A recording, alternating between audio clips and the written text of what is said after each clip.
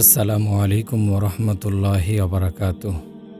প্রিয় সত্যকথন চ্যানেলের শ্রোতা বন্ধুরা, আশা করি আল্লাহ পাকের অশেষ মেহেরবানিতে আপনারা সকলে ভালো আছেন। কিয়ামতের আলামত বর্ণনা করার গুরুত্ব। যেহেতু মহানবী সাল্লাল্লাহু আলাইহি ওয়াসাল্লামের পর আর কোনো নবী আগমন করবেন না, তাই তিনি কিয়ামতের আলামত অনেক গুরুত্ব সহকারে বিস্তারিত বর্ণনা করেছেন, যাতে মানুষ আখেরাতের কথা স্মরণ রাখে এবং নিজেকে ও নিজের পরিবার পরিজনকে সংশোধন করে অনাগত ফিতনা থেকে সতর্ক থাকতে পারে। রাসূল সাল্লাল্লাহু আলাইহি ওয়াসাল্লাম কিয়ামতের এই সকল আলামতকে উম্মতের কাছে পৌঁছানোকে কতটা গুরুত্ব দিয়েছেন তা অনুমতি হয় মুসলিম শরীফের একটি হাদিস দ্বারা। আবু যায়েদ রাদিয়াল্লাহু আনহু বলেন, একবার রাসূল সাল্লাল্লাহু আলাইহি ওয়াসাল্লাম আমাদেরকে ফজরের নামাজ পড়ালেন এবং মিম্বরে উঠে বক্তৃতা দেওয়া আরম্ভ করলেন। বক্তৃতা এত দীর্ঘ হল যে জোহরের সময় হয়ে গেল। তিনি মিম্বর থেকে নেমে জোহরের নামাজ পড়ালেন। এরপর আবার মিম্বরে উঠে আলোচনা শুরু করলেন। এমনকি আসরের সময় হয়ে গেল। তিনি আসরের নামাজ আদায় করে আবার মিম্বরে উঠে বক্তৃতা চালু রাখলেন। একসময় সূর্য অস্ত গেল। এত দীর্ঘ সময়ে রাসূল সাল্লাল্লাহু আলাইহি ওয়াসাল্লাম আমাদেরকে ওই সকল ঘটনার সংবাদ দিলেন যা বিগত হয়েছে এবং যা ভবিষ্যতে হবে। সুতরাং আমাদের মধ্যে যার স্মৃতিশক্তি বেশি, সে ওই সকল ঘটনার ব্যাপারে বেশি অবগত। কিয়ামতের আলামত সম্পর্কে জানার গুরুত্ব এ বিষয়ে মুহাদ্দিসিনে কেরাম পৃথক গ্রন্থ রচনা করেছেন। তাছাড়া বিষয়টি যেহেতু ঈমান ও আকীদার সঙ্গে সম্পৃক্ত, আর বস্তুবাদের জোয়ারে ভেসে যাওয়া বর্তমানের মুসলিমরা ইসলামের অনেক আকীদা সম্পর্কে অজ্ঞ, তাই এটি খুবই জরুরি যে তারা নিজেদের দ্বীনের আকীদা সম্পর্কে অবগত হবে, যেন অজ্ঞতা তাদেরকে বেদিন শক্তির ষড়যন্ত্র ও ধোঁকায় ফেলে না দেয়। সাহাবায়ে কেরামের জামাতকে মহান আল্লাহ এই উম্মতের জন্য ইলম ও হেদায়েতের মাধ্যম বানিয়ে সৃষ্টি করেছেন, যারা নবুয়তের করুণা থেকে তৃপ্ত হয়ে অনাগত প্রজন্মের জন্য আলোর মিনার প্রমাণিত হয়েছেন। প্রতিটি সাহাবীরই নিজস্ব বৈশিষ্ট্য ছিল। তারা আপন আপন অভিরুচি অনুযায়ী আল্লাহর রাসূলের কাছে প্রশ্ন করতেন এবং ওই জ্ঞানকে অন্যদের কাছে পৌঁছে দিতেন। তাদের মধ্যে হুযায়ফা ইবনু ইয়ামান রাদিয়াল্লাহু আনহু এমন সাহাবী ছিলেন ভবিষ্যতে সংঘটিতব্য বিষয় সম্পর্কে জানার কৌতূহল যার খুব বেশি ছিল। তিনি রাসূল সাল্লাল্লাহু আলাইহি সাল্লামের কাছে অনাগত ফিতনা ও কিয়ামতের আলামত সম্পর্কে প্রায় প্রশ্ন করতেন। এ কারণেই সাহাবায়ে কেরাম এ বিষয়ে তার কাছেই জানতে আসতেন। তিনি নিজেই বলেন, লোকেরা রাসূল সাল্লাল্লাহু আলাইহি সাল্লামের কাছে নেকির ব্যাপারে অর্থাৎ নেক আমল ও সওয়াবের কাজ সম্পর্কে প্রশ্ন করত, আর আমি রাসূল সাল্লাল্লাহু আলাইহি সাল্লামের কাছে মন্দ কাজ ও ফিতনার ব্যাপারে প্রশ্ন করতাম। এ কথা ভেবে এমন করতাম যে আমি যেন কোনো ফিতনায় পতিত না হই। ফিতনার আত্মপ্রকাশ। হুযায়ফা রাদিয়াল্লাহু আনহু বর্ণনা করেন, আমি রাসূল সাল্লাল্লাহু আলাইহি সাল্লামকে বলতে শুনেছি, মানুষের অন্তরে চাটাইয়ের সুতোর মতো ফিতনা ঢেলে দেওয়া হবে। অর্থাৎ চাটাই যে সুতো দ্বারা বানানো হয় তা যেমন পরস্পর সংযুক্ত থাকে এবং সংখ্যায়ও বেশি হয়, তেমনি এ ফিতনাও একের পর এক বিপুল সংখ্যায় আসবে। সুতরাং যে অন্তর এ ফিতনাগুলোকে গ্রহণ করবে, সে অন্তরে একটি কালো দাগ পড়বে, আর যে অন্তর এ সকল ফিতনা দ্বারা প্রভাবিত হবে না, তাতে একটি সাদা দাগ পড়বে। মোট কথা দুই ধরনের অন্তর হবে। একটি হবে মরমর পাথরের মতো সাদা, যতদিন আসমান জমিন কায়েম থাকবে ততদিন ফিতনা একে ক্ষতি করতে পারবে না। দ্বিতীয়টি হবে কালো ছাইয়ের মতো এবং উল্টানো পাত্রের মতো, যাতে কিছু থাকে না। এ অন্তর না ভালো বিষয় জানবে, না মন্দ বিষয়কে মন্দ মনে করবে, শুধু জানবে প্রবৃত্তি পূজা যা তার অন্তরে গেঁথে গেছে। এ হাদিসে বর্ণিত তিনটি ভবিষ্যৎবাণীকে পূর্ণ হতে আমরা আজ নিজ চোখেই দেখছি। অধিক হারে লাগাতার ফিতনা প্রকাশ পাওয়া। এ ফিতনা আমাদের আকীদায়, আমাদের আমল, ইবাদত এবং আমাদের সামাজিক ও পারিবারিক জীবনে স্পষ্ট চোখে পড়ছে। আগত প্রতিটি দিন নতুন নতুন ফিতনার সংবাদ প্রদান করে। ফিতনা গ্রহণকারী অন্তর কালো হয়ে যাবে এবং ভালোকে ভালো মনে করবে না। আজ আমরা দেখি যে সকল কাজের কারণে অতীতের অনেক জাতির উপর আযাব এসেছে, এখন মানুষ সে সকল মন্দ কাজকে মন্দ তো মনে করেই না, বরং তাকে নিজেদের অধিকার বলে দাবি করে। ব্যভিচার, শয়তানের পূজা, মাপে কম দেয়া ইত্যাদি পাপাচার পশ্চাত্যে পূর্ণরূপ পেয়ে পুরো পৃথিবীতে ছড়িয়ে পড়ছে। মুসলিমদের মধ্যে প্রায় সকলে নিজ নিজ চিন্তা চেতনাকে ধর্ম বানিয়ে এ ধোঁকায় লিপ্ত যে এটিই তাদের মুক্তির উপায়। চিন্তার এ ফিতনা এতটাই ব্যাপক যে এর মারাত্মক ফলাফলের ফেরিস্তি অনেক দীর্ঘ। সুদকে হালাল মনে করে বর্তমান বিশ্ব যে আযাবে নিপতিত তা তো সবার কাছে স্পষ্ট। একটি জামাত সর্বদা কায়েম থাকবে যারা এই সকল ফিতনা গ্রহণ করতে অস্বীকৃতি জানাবে এবং যাদের অন্তর মরমর পাথরের মতো সাদা হবে। আসমান ও জমিন যতদিন বহাল থাকবে ততদিন পর্যন্ত তাদের উপর কোনো ফিতনা প্রভাব ফেলবে না।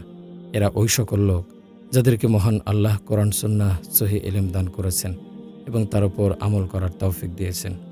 এমনইভাবে সে সকল সাধারণ মানুষ যাদেরকে মহান আল্লাহ আখেরাতের ফিকির দান করেছেন, যারা দুনিয়ার নিন্দার পরোয়া না করে এই ধ্যানে মগ্ন যে কিভাবে তারা নিজ প্রতিপালকের সন্তুষ্টি অর্জন করবে। আর যে সকল মুবাল্লিগ মানুষকে সঠিক দিনের দাওয়াত দেওয়ার দায়িত্ব পালনার্থে নিজেদের ঘরবাড়ি ও পরিবার পরিজনকে ছেড়ে দূর দূরান্তে সফর করে, তারাও কিয়ামত পর্যন্ত হকের ওপর কায়েম থাকবে ইনশাআল্লাহ। ওসামা ইবনে জায়েদ রাদিয়াল্লাহু আনহু বলেন, একবার রাসূল সাল্লাল্লাহু আলাইহি ওয়াসাল্লাম মদিনার একটি উঁচু বাড়িতে আরোহণ করলেন এবং সাহাবায়ে কেরামকে সম্বোধন করে বললেন, আমি যা দেখছি তোমরা কি তা দেখতে পাচ্ছ? সাহাবীগণ বললেন, জি না। রাসূল সাল্লাল্লাহু আলাইহি সাল্লাম বললেন, আমি ফিতনা দেখছি যা তোমাদের বাড়িঘরের ওপর বৃষ্টির মতো বর্ষিত হচ্ছে। এ হাদিসে রাসূল সাল্লাল্লাহু আলাইহি সাল্লাম তোমাদের বাড়িঘরের ওপর শব্দ ব্যবহার করে বৃষ্টির মতো ফিতনার কথা বলেছেন। বাড়িঘরের ওপর ফিতনার বৃষ্টি এ যুগের এমন একটি ফিতনা যার ভয়াবহ প্রভাব আমরা স্বচক্ষে দেখতে পাচ্ছি। তবুও আমরা তা থেকে বাঁচার চিন্তা না করে এর বাহারি চমকে বিভ্রান্ত হয়ে সময় ও টাকা পয়সা নষ্ট করে নিজেদের দুনিয়া ও আখিরাত বরবাদ করছি। এ ফিতনা টিভি, ভিসিআর ও ডিশের মাধ্যমে আমাদের ঘরে প্রবেশ করছে।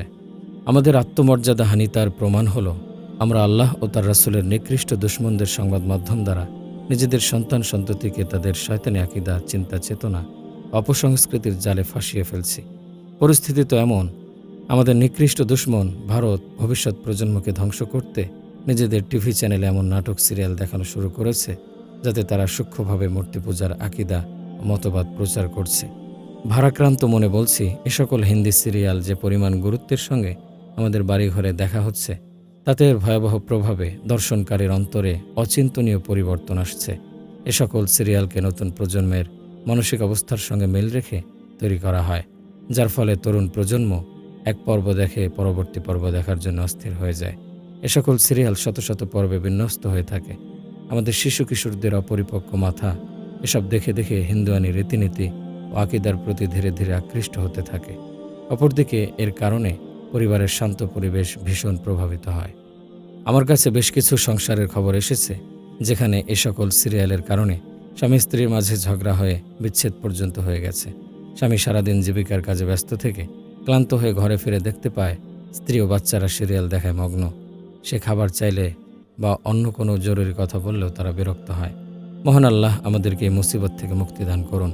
এ সকল ফিতনা থেকে আমাদেরকে নিরাপদে রাখুন এবং আমাদের রাষ্ট্রীয় ও রাজনৈতিক ব্যক্তিদেরকে এই সাংস্কৃতিক আগ্রাসন সম্পর্কে সতর্ক করুন। কিয়ামতের 16টি আলামত ও 4টি বিপদ। তিরমিজি শরীফে আবু হুরায়রা রাদিয়াল্লাহু আনহু থেকে বর্ণিত একটি হাদিসে কিয়ামতের আগে প্রকাশিতব্য আলামতসমূহের বিস্তারিত বিবরণ এসেছে। এ সকল আলামতের বিবরণ দেখে মনে হয় যেন রাসূল সাল্লাল্লাহু আলাইহি সাল্লাম আমাদের যুগের অবস্থা স্বচক্ষে দেখে তার বর্ণনা দিয়েছেন। হাদিসটি হলো, আবু হুরায়রা রাদিয়াল্লাহু আনহু বর্ণনা করেন, রাসূল সাল্লাল্লাহু আলাইহি ওয়াসাল্লাম ইরশাদ করেছেন, যখন গনিমতের মালকে দৌলত মনে করা হবে, অর্থাৎ গনিমতের মালকে সামর্থ্যবানরা নিয়ে নেবে এবং গরিবদেরকে অংশ দেবে না, আমানতকে গনিমত মনে করা হবে, জাকাতকে জরিমানা গণ্য করা হবে, ইলমে দ্বীন শিক্ষা করা হবে দুনিয়াবী উদ্দেশ্যে, পুরুষ স্ত্রীর আনুগত্য করবে, মায়ের অবাধ্য হবে, বন্ধুবান্ধবকে কাছের বানাবে এবং বাবাকে দূরে ঠেলে দেবে। যখন মসজিদে চিৎকার চেঁচামেচি করা হবে, ফাসিক ও পাপাচারী ব্যক্তি জাতির নেতৃত্ব দেবে, গোত্রের জিম্মাদার হবে গোত্রের সবচেয়ে নিকৃষ্ট ব্যক্তি, মানুষকে সম্মান করা হবে তার মন্দাচার থেকে বাঁচার জন্যে, গায়িকা, নর্তকী ও গানবাদ্যের ব্যাপক প্রসার ঘটবে, মদ পান করা হবে এবং যখন এই উম্মতের পরবর্তী লোকেরা পূর্ববর্তী লোকদেরকে অভিশাপ দেবে, তখন তোমরা অপেক্ষা করো লাল বর্ণের ঘূর্ণিঝড়, ভূমিকম্প, ভূমিধস, প্রস্তর বৃষ্টি ও মানুষের আকৃতি পরিবর্তনের। আরও অপেক্ষা করো সুতোছেঁড়া মতির দানার দ্রুত পতনের মতো লাগাতার বিপদ আপদের। এ হাদিসে মোট 16টি আলামতের সংবাদ দেওয়া হয়েছে। এই 16টি আলামতের সবগুলোই পূর্ণ হয়েছে। আমরা এখন এই আলামতসমূহকে শতভাগ পুরো হতে দেখেছি। পুরো পৃথিবীর মানুষ আজ এসব পাপাচারে লিপ্ত, তবে আলামতসমূহের কিছু শুধু মুসলিমদের সাথে সম্পৃক্ত, যেমন জাকাতকে জরিমানা মনে করা, দিনের পরিবর্তে দুনিয়ার জন্য ইলম শিক্ষা করা, মসজিদে চিৎকার চেঁচামেচি করা, পূর্ববর্তীদের সমালোচনা করা ইত্যাদি। এগুলোর প্রত্যেকটি বর্তমানে আমাদের মাঝে বিদ্যমান, কিন্তু গুনাহকে তো আমরা দিন মনে করে করছি। মহান আল্লাহ আমাদেরকে দিনের সহি বুঝ দান করুন। এরপর রাসূল সাল্লাল্লাহু আলাইহি সাল্লাম 4 ধরনের বিপদের কথা বলেছেন। দুনিয়াতে যখন এমন অবস্থা সৃষ্টি হবে, তখন লাল ঘূর্ণিঝড়, ভূমিকম্প, ভূমিধস, ও আকৃতি পরিবর্তনের বিপদ প্রকাশ পাবে। অন্য কিছু হাদিসে অধিক হারে ভূমিকম্প, নতুন নতুন অসুস্থতার সংবাদও দেয়া হয়েছে। কমিউনিজমের উত্থানের সময় অনেকে একে লাল ঘূর্ণিঝড়ের আলামত বলে আখ্যা দিয়েছিল, কিন্তু এটি শুধু রূপক অর্থে ব্যবহৃত হতে পারে। যেহেতু এই হাদিসে বর্ণিত সকল ঘটনাই প্রকৃত রূপে সংঘটিত হয়েছে, এজন্য শুধু লাল ঘূর্ণিঝড়কে পৃথক করা দলিলবিহীন কথা হবে। প্রত্যেক মুসলিমদের জন্য যথাসম্ভব এ চেষ্টা করা জরুরি যে সে যেন কিয়ামতের এ সকল আলামতের কোনো একটিও প্রকাশ পাওয়ার মাধ্যম না হয়। মহান আল্লাহ আমাদেরকে ও সকল মুসলিমদেরকে এই সমস্ত ফিতনা থেকে হেফাজত করুন। আমিন।